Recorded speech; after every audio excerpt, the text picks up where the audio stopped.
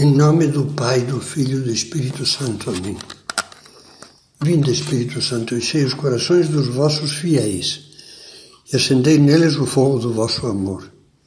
Enviai o vosso Espírito e tudo será criado, e renovareis a face da terra. No final da meditação anterior citávamos umas palavras de São João Paulo II. Cristo caminha conosco e torna-nos testemunhas de esperança para todos. É a terceira lição que nos dá o Evangelho dos discípulos de Emaús. Tornemos ao relato de São Lucas.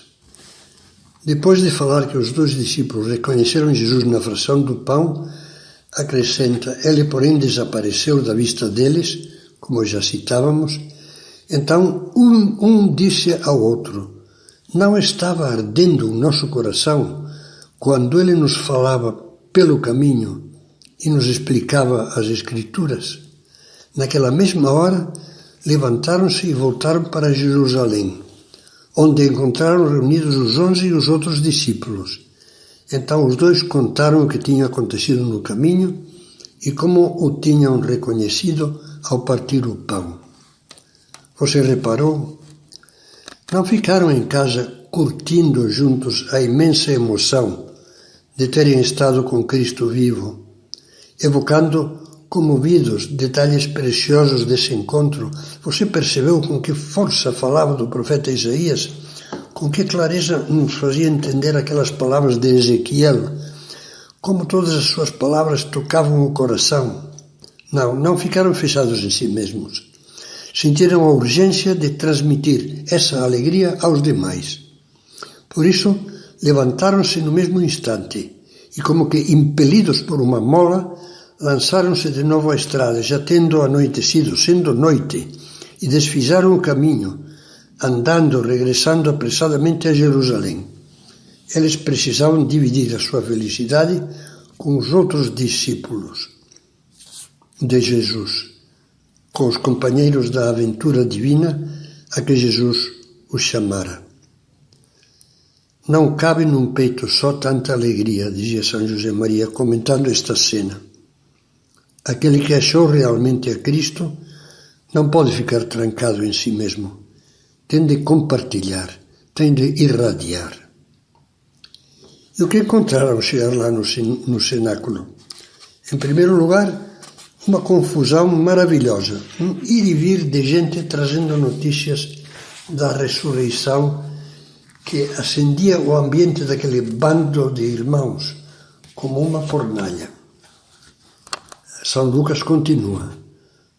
Voltaram para Jerusalém, onde encontraram reunidos os 11 e os outros discípulos. Estes confirmaram, já víamos esta frase, realmente o Senhor ressuscitou e apareceu a Simão Pedro. Então os dois contaram o que tinha acontecido no caminho. Os outros ficaram pasmados. Custava-lhes acreditar nesta notícia, como às vezes nos custa a nós acostumar-nos a um fato maravilhoso, inesperado, que nos parece incrível, justamente por ser bom demais. Olhavam para os dois com uma santa inveja e pediam mais pormenores sobre o encontro. Eram as primeiras notícias na noite do próprio dia da ressurreição. De repente, e agora é São Lucas quem nos conta, ainda estavam falando quando o próprio Jesus apresentou-se no meio deles e lhes disse: a paz esteja convosco. Eles, os que ainda não tinham visto Cristo ressuscitado, ficaram assustados e cheios de medo, pensando que estavam vendo um espírito. Mas ele disse: por que estáis preocupados e por que tendes dúvidas no coração? Vede as minhas mãos e os meus pés. Sou eu mesmo. Tocai em mim e vede, um espírito não tem carne e ossos, como estáis vendo que eu tenho. Que acha que teria acontecido conosco se estivéssemos lá? Uma enxurrada de emoções que nos deixaria tontos. Tomara que algum dia, com a nossa fé iluminada pela graça, sintamos este choque. Meu Deus, parece incrível, mas é verdade. Não acha que mudaríamos? Acha que a nossa vida cristã continuaria com a lenga-lenga atual? O amor de Cristo é paciente, ilimitado. Para que cessassem todas as dúvidas, teve um gesto que dava segurança plena sobre a sua ressurreição. E ao mesmo tempo demonstrava de novo o característico bom humor de Jesus ressuscitado. Eles, continua São Lucas no Evangelho, ainda não podiam acreditar. Tanta era a sua alegria e a sua surpresa. Então Jesus disse: "Tendes aqui alguma coisa para comer?"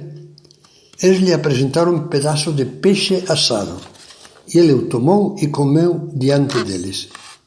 Deve ter deixado a espinha num prato, lá perto. Já pensou com que olhos o contemplavam eles, embasbacados? Feito isso, Jesus abriu diante dos olhos de todos eles o panorama fantástico da missão divina dos cristãos. Começou repetindo o que já falara aos de Emaús no caminho, que agora estava escutando de novo, boquiabertos. Era necessário que se cumprisse tudo o que está escrito sobre mim na lei de Moisés, nos profetas e nos salmos. Então abriu a inteligência dos discípulos para entenderem as Escrituras. E desta vez foi mais longe. Abriu-lhes o significado para o mundo todo e para todos os séculos do mistério redentor que os tinha feito sofrer tanto nos dias passados, da paixão, morte e ressurreição, agora vitoriosa de Jesus. Assim, dizia Jesus, está escrito: o Cristo sofrerá e ressuscitará dos mortos ao terceiro dia, e no seu nome será anunciada a conversão para o perdão dos pecados a todas as nações, começando por Jerusalém. Vós sois as testemunhas dessas coisas, e eu enviarei sobre vós o que meu Pai prometeu, o Espírito Santo.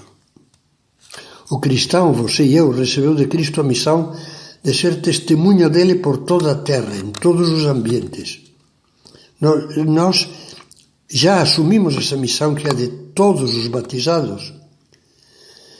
Será que nem pensamos nela? Ou nem sequer tínhamos a mínima ideia de que, desde antes da fundação do mundo, como diz São Paulo, Deus nos elegeu em Cristo para sermos santos e levar Cristo, a salvação, a muitos? Há umas palavras de São José Maria que vêm a calhar neste ponto da nossa meditação. Diz: agora que nos abeiramos um pouco do fogo do amor de Deus, deixemos que seu impulso mova as nossas vidas. Sonhemos com a possibilidade de levar o fogo divino de um extremo ao outro do mundo, de o dar a conhecer aos que nos rodeiam, para que também eles conheçam a paz de Cristo e com ela encontrem a felicidade.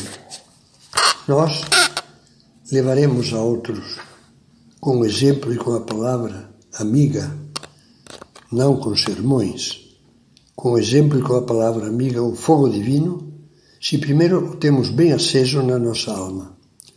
Procure gravar na consciência esta verdade que São José Maria comentava a um advogado que lhe perguntava sobre o apostolado, num encontro com centenas de pessoas em São Paulo, no dia de Pentecostes de 1974.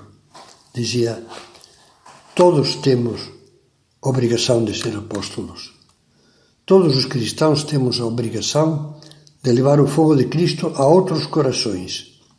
Todos os cristãos temos que fazer com que se alastre a fogueira da nossa alma. Olhe, dizia, você e eu somos pouca coisa. No fundo do meu coração vejo-me como uma espécie de nada. Vamos dizê-lo com uma comparação.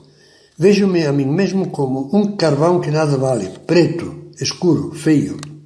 Mas o carvão metido no fogo se acende e se converte numa brasa. Parece um rubi esplêndido. Além disso, dá calor e luz. É como uma joia reluzente. E caso se apague, outra vez carvão. E caso se consuma, um punhadinho de cinzas, nada.